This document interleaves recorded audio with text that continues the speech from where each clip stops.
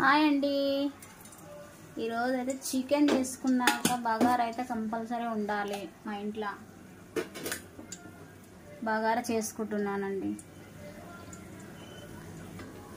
బగారాకు కావాల్సినవన్నీ మసాలాలు వేసేసుకున్నాం. ఇప్పుడు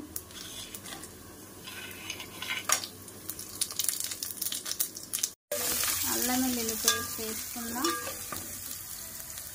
కొంచెం పుదీనా వేసుకున్నాం.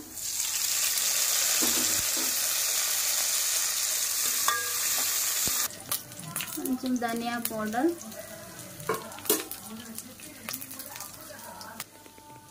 అంతే అండి. కొన్ని వాటర్, సరిపోయిన వాటర్ వేసుకుంటే స్పూన్ సాల్ట్ వేసుకోవాలి.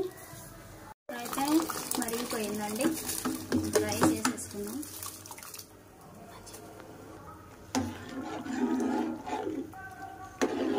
గ్రీన్ చికెన్కి కాంబినేషన్గా బగారా రైస్ వేసి చేస్తున్నానండి.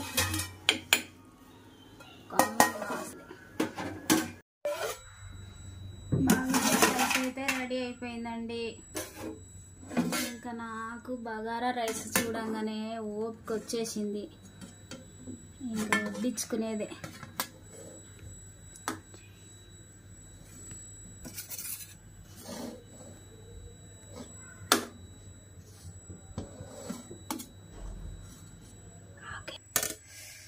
రైస్లోకి green chicken, wow!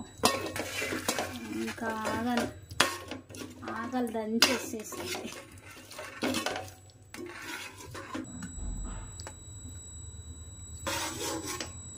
Green chicken,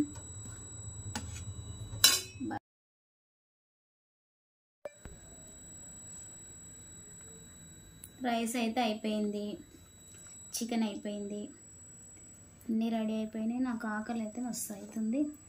నేనైతే తింటున్నాండి.